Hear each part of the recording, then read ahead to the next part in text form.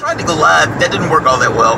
I don't know who's seen the video, but I was kind of making this, well, I made a few jokes about not necessarily getting pulled over and have my ass beat by a cop on camera. There was that.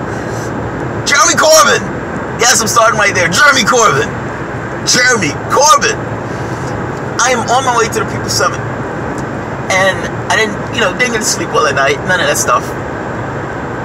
And just prepping, getting ready to go. And I'm watching the thing as it comes in. I like British politics, I'm sorry. I'm watching it as it comes in. And I don't fully understand all the things, but I start to understand it as it wears on, like as it goes into the next hour and so forth. Jeremy Corbyn! Jeremy Corbyn! Jeremy Corbyn! Theresa May is still Prime Minister right now. Now, Theresa May earlier said, just to get the gravity of what took place yesterday, because I kind of wanted to make it plain to American audiences. Theresa May said, if I lose 6 seats, that man, Jeremy Corbyn, is going to take the House, or is going to take Oxford, 10 Downing. Essentially going to take the Prime Ministership. She lost 12! She lost 12 seats! This was supposed to be the battle, the war to end labor. The war to end labor in Britain. That's what this was famed to be. They were wrong. All of them were wrong. Guess who was right? Right here. I don't even live there and I was right. Now, I wasn't right because I was just fucking awesome. I didn't predict this like a year ago because, again, I was fucking awesome. That may be true, but that's not necessarily the reason why I got it. I kept thinking to myself, and look, it's not necessarily that Jeremy Corbyn is going to take leadership, so don't misunderstand me. But she was up by 37 points, like when he started. They expected Jeremy Corbyn to get destroyed, meaning they thought Labour was going to be obliterated. I'm telling you, I didn't make this shit up in regards to the war to end Labour. This is the theme that they were going with. They were vilifying the guy over and over, bashing him left and right in the news. You couldn't find a positive story about Jeremy Corbyn in main British politics news. It was like, this guy's old Labour. This guy's going to take us back to the sad days of Britain. This guy's a socialist. This guy's this. This guy's that. The scare campaign, the fear campaign, they're pouring it on to the public. They were trying to shape the narrative of the public. And just like the Brexit vote, they lost.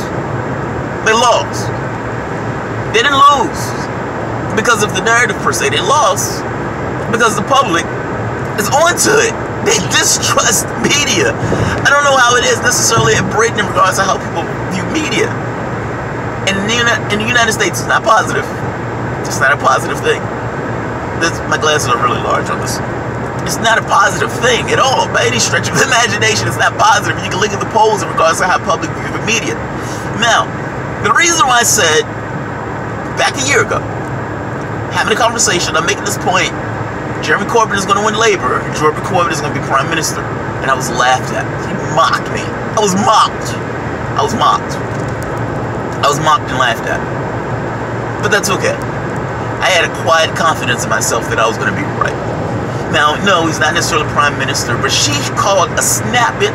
Understand what's going on. It would be like if Obama thought to himself, I have a better chance of winning this election now that the Republicans are kind of all over the place. So I'm going to call an election. I'm going to have a presidency right now. We're going to have a presidential election right now at this very moment. Just out the blue. She didn't did it because they needed to. They didn't have any particular reason to call that election. She called that election because she wanted to ultimately get more people in those seats in order to assert her will politically, meaning if we could destroy Labour, we could have our way in this Brexit negotiation, and these people who are bitching and crying about a hard Brexit can go away. She lost. We don't even know if Theresa May is going to remain Prime Minister because they may take her ass out her seat. That's where we're at. That's where we're at. Fucking awesome. Absolutely awesome. And like I said, I have no ill will towards Theresa May, but I prefer Corbyn. And yes, I don't live there, so my preference, I know some people are saying this guy can go fuck himself. But don't you understand? Ultimately, look, people are people. People are people. Everywhere in the world you go, everywhere I've gone to many places. Let me see, Australia, Amsterdam, across to Egypt, from Egypt overland to Israel, into Jordan, into Nepal, into India, one country after the next, Ecuador, Panama. There's a lot of them. I may have missed a few. I guess my point is, everywhere I've gone, people have been people. They've been people. They laughed at similar things. They cried at similar things. They were angry at certain things. They felt, they loved their family, all those things. They were just people. And what I'm getting at is, yes, you may be in Britain. Yes, this person may be in a different country. But ultimately, those people, yes, they may have cultural differences. But they're not immune to things that necessarily go on around the world. Even though they may be wholly unaware of what's going on around the world. It seems to have certain similar trends, at least between Britain and America. Now, the awesomeness, this is also with a few counts. Essentially, they pick up more seats. They have a hung parliament, meaning they have no idea who's in charge, who's in power. Now, Theresa May will likely, or conservative government will likely remain controlled, but badly damaged and badly weakened with a serious black eye to boot. Jeremy Corbyn is out there celebrating and dancing and whatnot. Theresa May be packing her bags. That's where we're at. That's where we're at. My model of the world on this is pretty straightforward. I look at this stuff and say to myself, politics. Let me put it this way. Media and politics. I've made this case before. Are an establishment. When you hear people say the establishment, those people don't really define it. I'm defining it. It's politics. It's media. Now, it's not just politics and media. There's a hidden hand in this. The hidden hand in this, for the most part, is cash. It's faceless. It's a bunch of people vying for certain things, trying to get certain influence in our particular society inside of the political apparatus. Those people just so happen to fund the politicians and the media. Meaning, if I'm paying you, you're going to toe a particular line because I'm paying you to a particular line. Now, media, for the most part, also gets paid a certain degree to toe a particular line at that particular narrative. I mean, how aggressive is the media in the United States towards the press? How antagonistic is it towards the political apparatus? It's neutral for the most part. It's not all that aggressive at all. Politicians come out, they say something, the media essentially repeats it and say this guy said this other guy said this, and they go on your way. You're not informed by the process. The goal isn't for you to be informed by the process. The goal is for you to be at each other's throats. The point is class. The point is none of these other divisions. The conversations that the politicians have, for the most part, pretend to be extremes. Those things aren't extremes. That's just the range of debate that they're willing to have.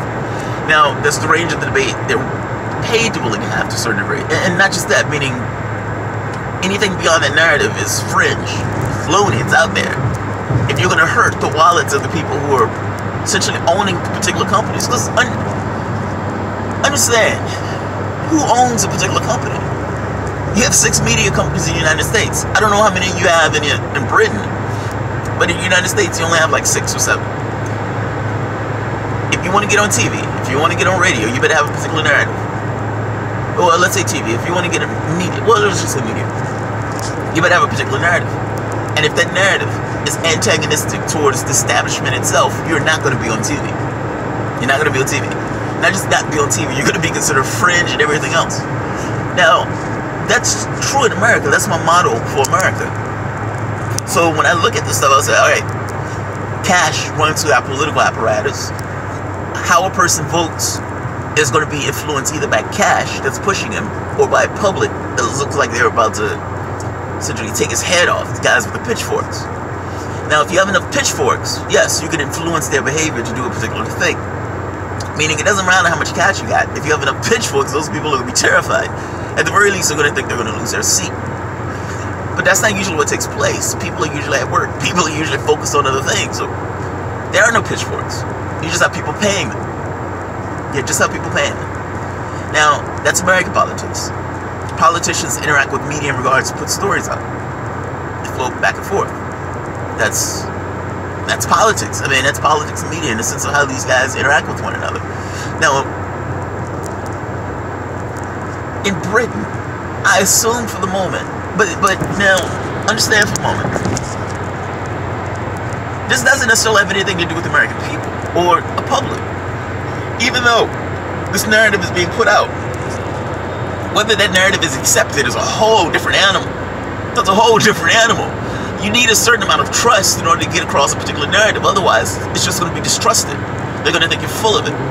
Not just think you're full of it, they may even be antagonistic towards what you're trying to tell them if they think that what you're telling them is a lie.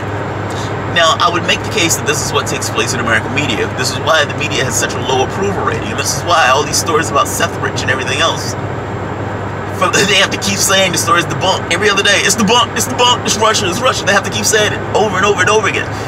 If that was understood as the narrative, they wouldn't have to keep saying it. In Britain, I don't know how their media works in that sense, but what I will tell you is, if the public in Britain is anything like the public in America, and the public in America is, for the most part, stop accepting the narrative that's been put out, to a degree, not fully, but to a degree, and you have more and more people not accepting that narrative. You had nearly 50% of the people in this country didn't vote in the United States. So understand what I mean when I say they projected to a certain degree the narrative. When you're looking at opinion polls of media and politics, those people, for the most part, have stopped accepting a particular narrative. Now, they follow a narrative, don't get me wrong, but their opinion of the institutions themselves have taken a massive hit.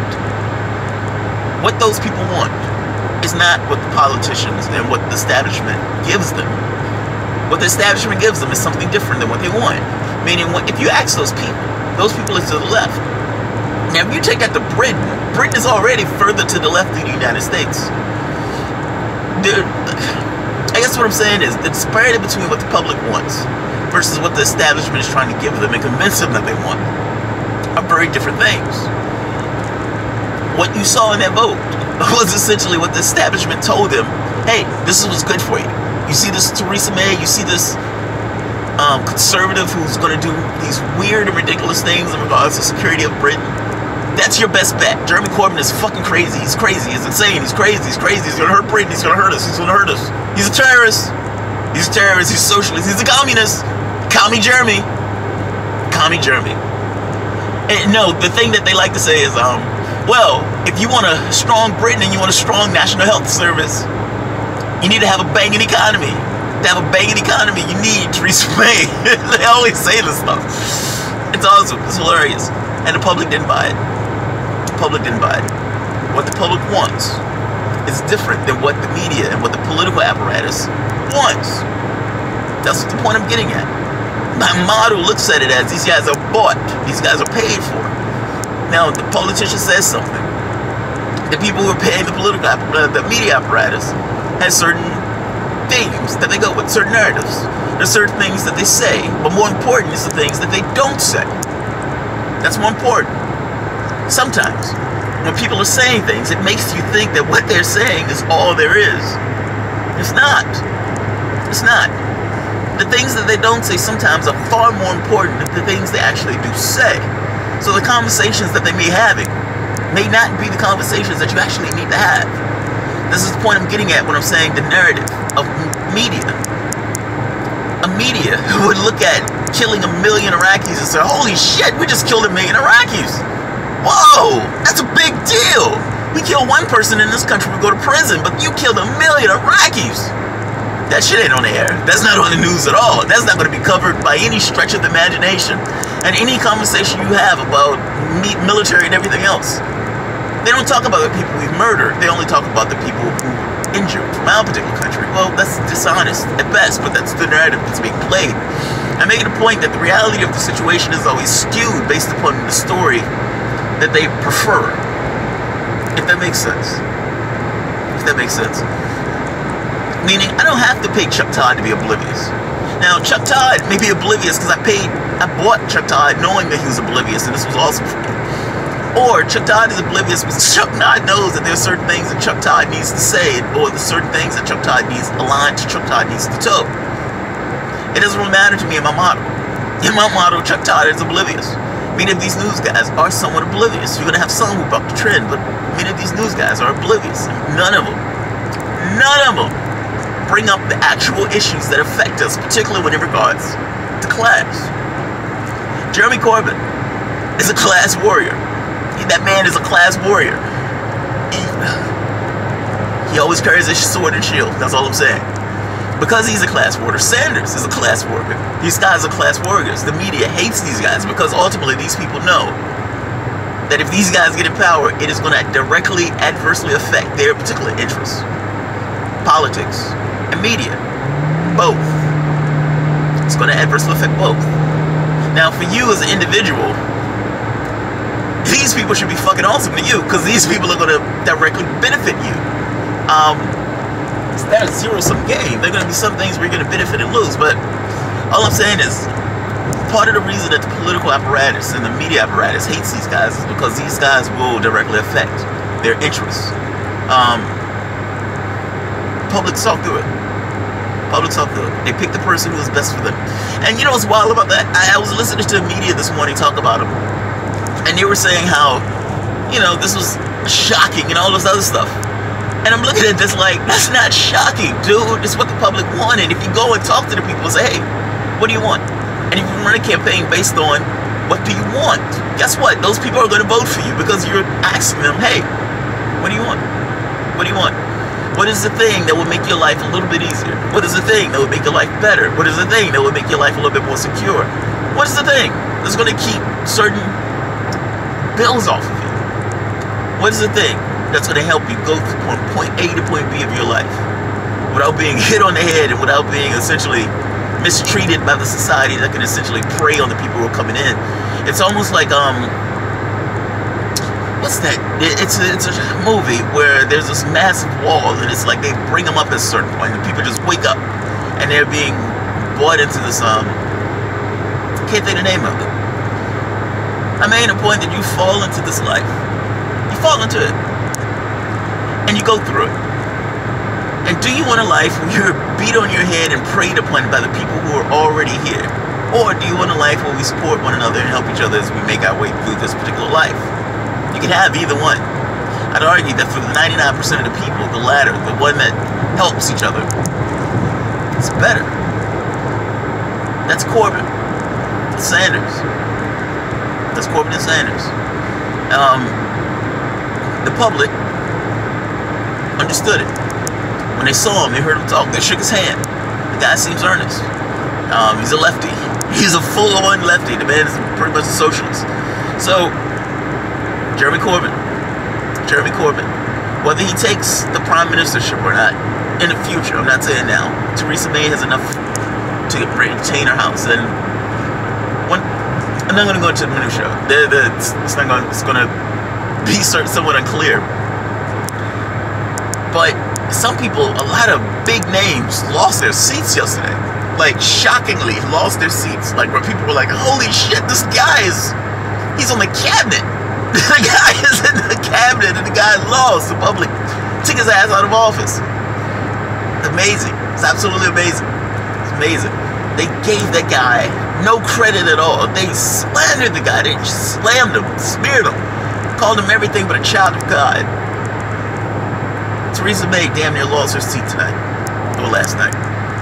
So, alright guys, I'll end it here. If you enjoyed the content, feel free to share it. Well, I don't even say that. I'm on the way to the airport in Norfolk to the Peace Pool Summit. So, I'll see you guys there. This is probably going to be the next video. Alrighty, bye-bye.